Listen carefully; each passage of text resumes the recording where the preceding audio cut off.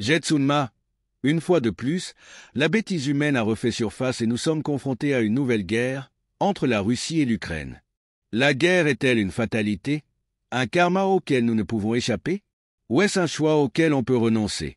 Bien sûr, dans notre histoire, partout dans le monde, il y a eu des guerres, pas seulement d'un pays à l'autre, mais d'une tribu à l'autre, d'une famille à l'autre. L'histoire elle-même est une chronique d'invasion sans fin. Tant que nous aurons des conflits dans nos cœurs, alors il y aura une émanation de ces conflits à l'extérieur, que ce soit avec de petits ou de grands conflits. Cela doit toujours arriver. Là où il y a de la colère, là où il y a de la violence, de l'avidité, de la soif de pouvoir et de conquête, alors bien sûr il y aura une guerre. S'il n'y a pas de paix à l'intérieur, alors pas de paix à l'extérieur. Nous pouvons le voir, nous ne sommes pas devenus plus pacifiques au cours de notre histoire, nous n'avons rien appris.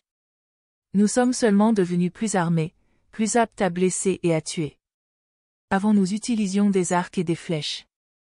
Maintenant nous utilisons ce que nous utilisons, en plus nous ne mentionnons même pas le karma que nous récolterons dans le futur, les graines empoisonnées générant des résultats empoisonnés. À moins que les êtres humains ne subissent réellement une transformation conjointe de la conscience, ce qu'ils n'ont jamais fait jusqu'à présent, nous allons continuer avec les mêmes problèmes, c'est comme dans une famille, là où il y a eu de la violence domestique dans le passé, il y aura encore de la violence domestique dans le présent. Et d'après ce que nous pouvons voir, cela continuera dans le futur. Les êtres humains sont difficiles. Cela ne veut pas dire qu'il n'y a pas beaucoup de beaux êtres humains. Beaucoup de belles choses se produisent, les médias se concentrent principalement sur la guerre, mais il y a aussi tellement de choses qui se passent pour essayer d'aider, de tendre la main dans ces zones difficiles. Pourtant, le fait est que nous perpétuons continuellement les mêmes schémas négatifs. Tant de personnes innocentes sont touchées, non seulement celles qui sont tuées, mais aussi celles qui restent. Et pourtant, nous n'apprenons pas ce qu'il faut faire. Il n'y a aucun moyen de zapper toutes les choses, d'y échapper en un claquement de doigts. Vous regardez l'histoire et vous pouvez voir les cycles se répéter et se répéter, à chaque fois, nous disons que nous avons appris et que nous ne ferons plus jamais cela, puis la génération suivante fait exactement la même chose. Le problème est que notre connaissance est seulement une connaissance théorique, pas une connaissance pratique. Nous disons que nous devrions vivre en paix. Mais si nous ne sommes pas en paix avec nous-mêmes, comme vous l'avez dit, comment pouvons-nous vivre en paix avec les autres? Oui, exactement, comment nous donner la paix? C'est là le problème. Il y a tellement d'agressions extérieures sur les sens, qui n'apportent pas la paix. Physiquement il n'y a pas de paix parce que tout le monde se précipite, et intérieurement il n'y a pas de paix parce qu'on ne nous donne pas le conduit vers la paix. Tout le temps que nous passons axés sur la télévision, l'iPhone et l'ordinateur, tout cela est à l'extérieur, dehors, dehors. Et nous n'avons jamais l'occasion d'aller à l'intérieur, c'est là notre problème, et c'est ce qui arrive. Nous avons tout gâché, nous nous faisons du mal aux autres et nous détruisons la planète entre-temps. Que faire?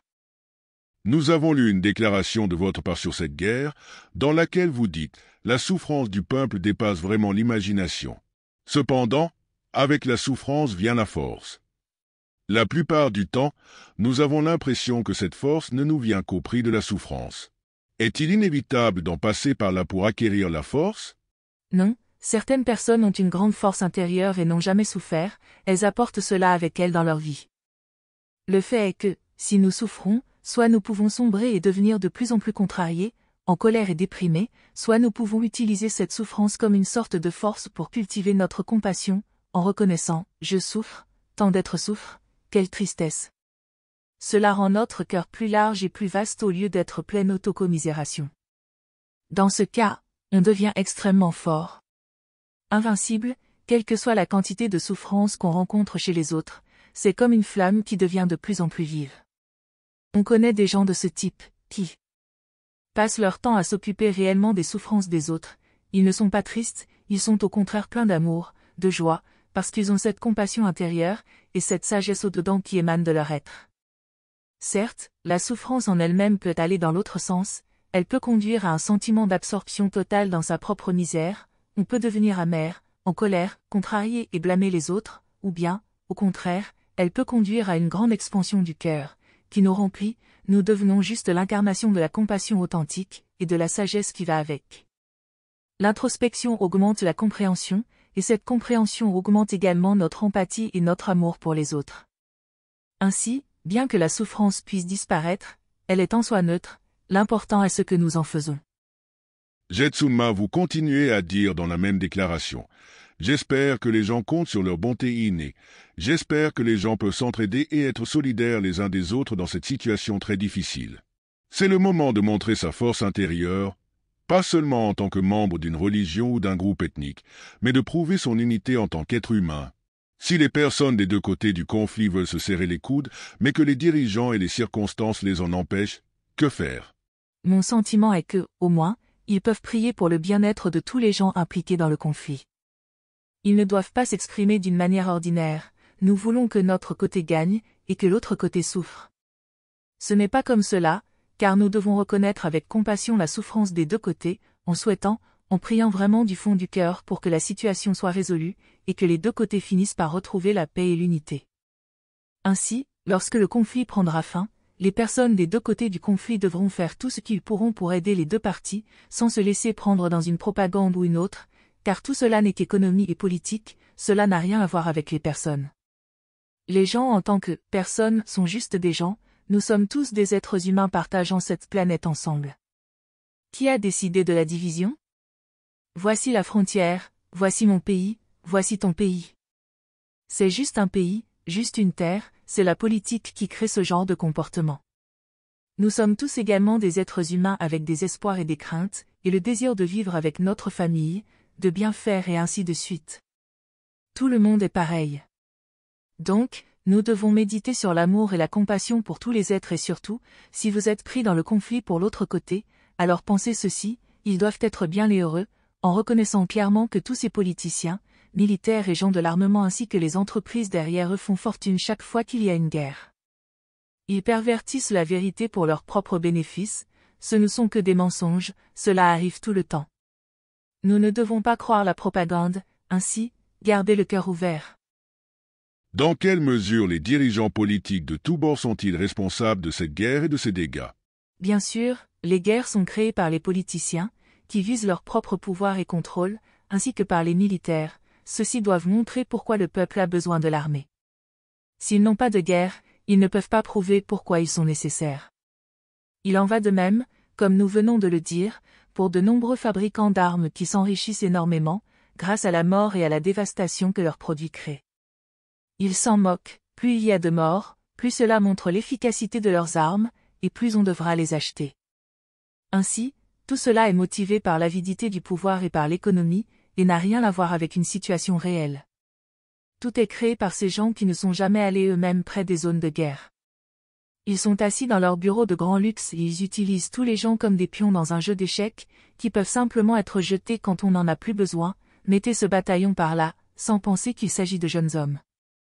Ils ne se soucient pas du nombre de personnes qui vont au front, tant qu'ils peuvent à la fin gagner un peu plus de territoire ou une soi-disant victoire, en tuant autant de personnes que possible, y compris bien sûr, de nos jours, des femmes et des enfants. Ce n'est même plus comme autrefois, lorsque vous aviez des soldats qui se rencontraient au moins face à face avec des arcs, des flèches et des épées. Pour eux, c'était un choix d'être soldat. De nos jours, rien de tel, vous êtes conscrits, vous ne voyez jamais les gens que vous tuez, et vous tuez des gens qui sont totalement innocents de toute implication dans la guerre. Ils sont juste là par hasard, comme tous ces enfants qui se font abattre. Des centaines de milliers de personnes innocentes sont tuées, et pourquoi? À cause d'un mandat des politiciens, et de l'impulsion économique derrière. C'est tout ce dont il s'agit, cela n'a rien à voir avec qui a raison, qui a tort, c'est juste une question de pouvoir. Quelle tristesse! Je le répète, c'est tout ce dont il s'agit, il ne s'agit pas de savoir qui a raison ou qui a tort, il s'agit juste de pouvoir. C'est consternant. Nous n'apprenons jamais, c'est pourquoi c'est si terrible. Nous croyons à ce non-sens qui est enchevêtré dans la politique. Personne ne le remet en question. Pour cette guerre ou toute autre guerre, les gens disent qu'il s'agit d'une sorte de karma, auquel nous ne pouvons échapper. Le karma est individuel, il ne s'agit pas d'ajouter quoi que ce soit à la haine et à l'esprit de parti, qui ont été promus par les médias, c'est là un point important. Ce n'est pas l'empire du bien contre l'empire du mal. Il s'agit juste de personnes qui ont été forcées de se mettre dans cette situation, la plupart d'entre elles ne le voulant pas du tout, elles ne le demandaient pas. Ces soldats sont forcés de le faire. Nous avons affaire à des personnes qui sont poussées par les politiciens à accomplir des actes sombres, à tuer d'autres personnes. Ce n'est pas qu'ils choisissent de le faire, ils voudraient probablement aller à l'université ou continuer leur vie. Ils ne veulent pas se promener de ci, de là en tuant des gens, pourquoi donc le feraient-ils? Ils sont obligés de le faire, car s'ils ne le font pas, ils seront exécutés par leur propre camp, comme cela s'est produit lors des 2 guerres mondiales précédentes. Si vous disiez « je ne veux pas tuer », vous étiez abattus par votre propre camp. Laissez-les demeurer eux-mêmes, ce ne sont que des êtres humains comme les autres, allez donc. Ils ne font pas partie d'un empire du mal. Donc, nous devons avoir de la compassion pour les 2 parties du conflit, nous devons prier pour que cela se termine bientôt et qu'ils guérissent, parce que ces ruines et ces épanchements de sang, à quoi servent-ils? Priez pour que tout cela se termine très vite, et qu'il y ait une fin à l'inimitié.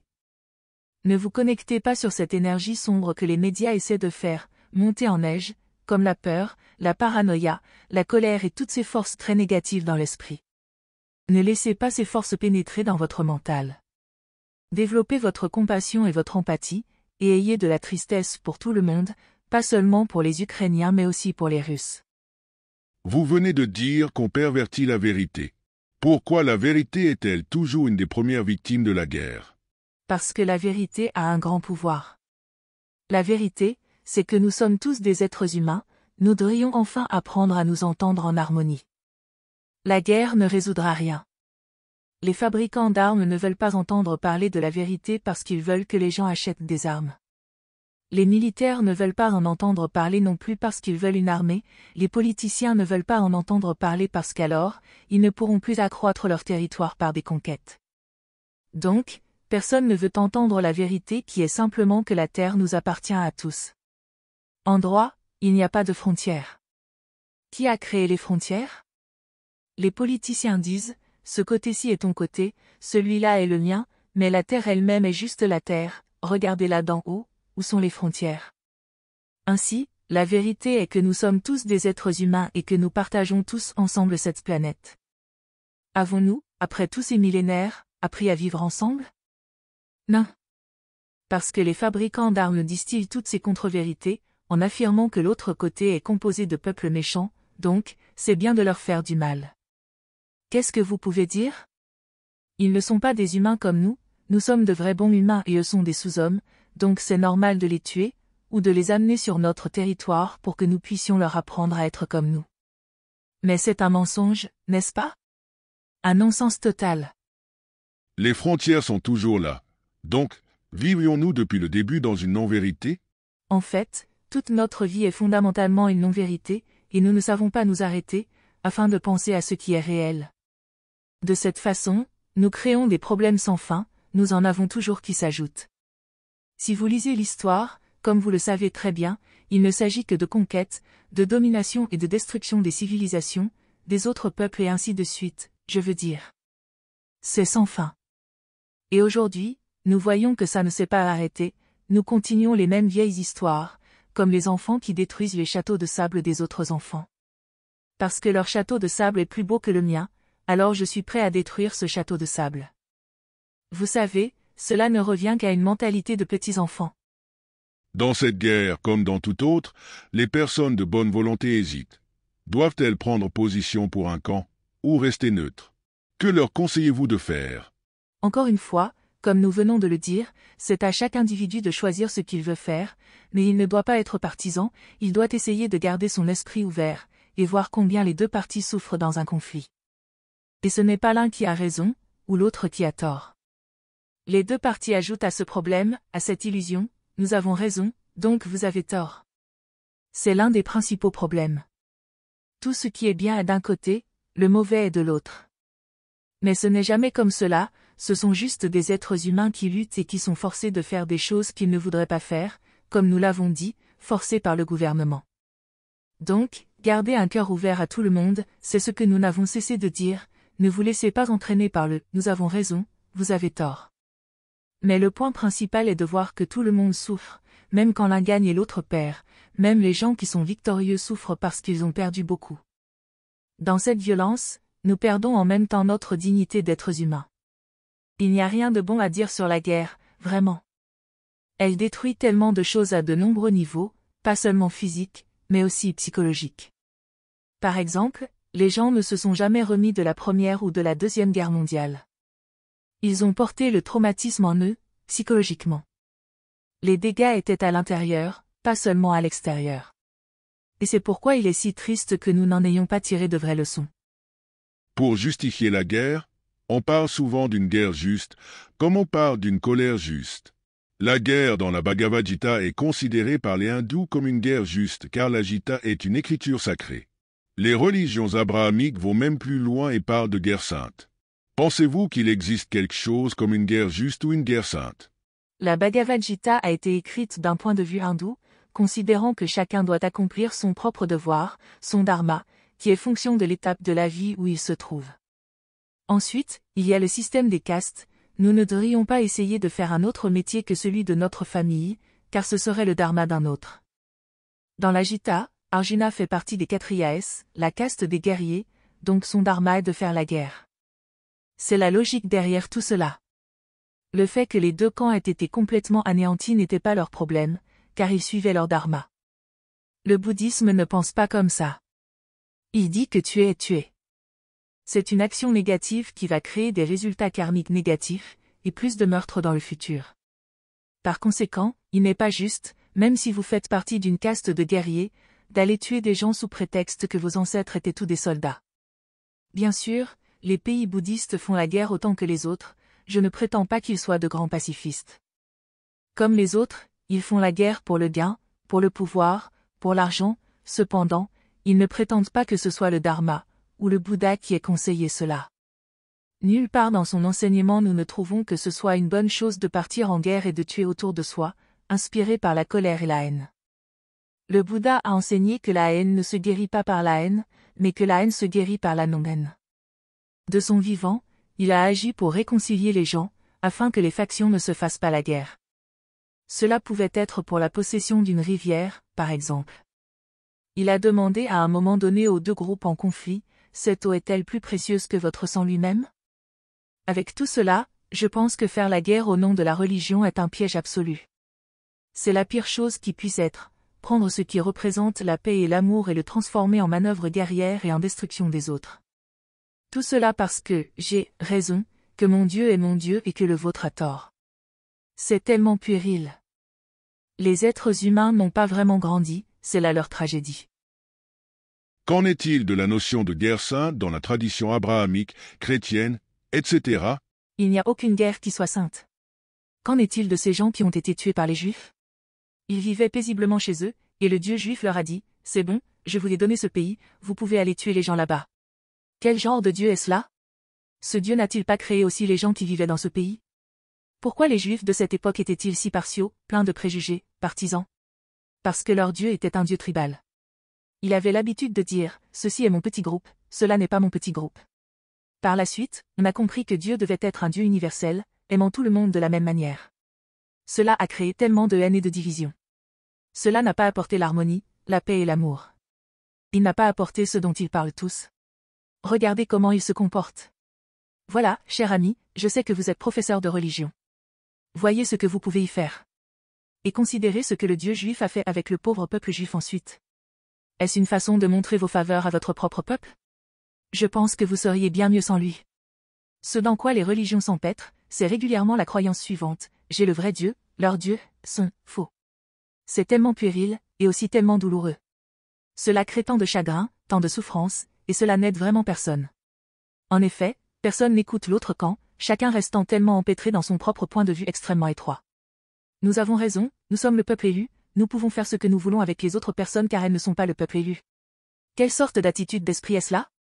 Qui veut encore de ce genre de religion? Beaucoup de gens n'en veulent plus, et je n'en veux pas non plus. Le dharma bouddhiste n'autorise-t-il pas la guerre, comme dans la Bhagavad Gita et le Mahabharata?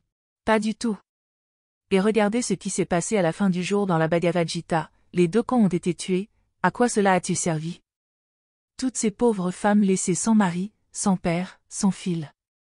Pourquoi faire? C'était seulement une guerre stupide, avec deux familles qui se battaient l'une contre l'autre. Est-ce un exemple de la façon dont nous devrions agir? Personnellement, je pense que c'était un exemple très triste.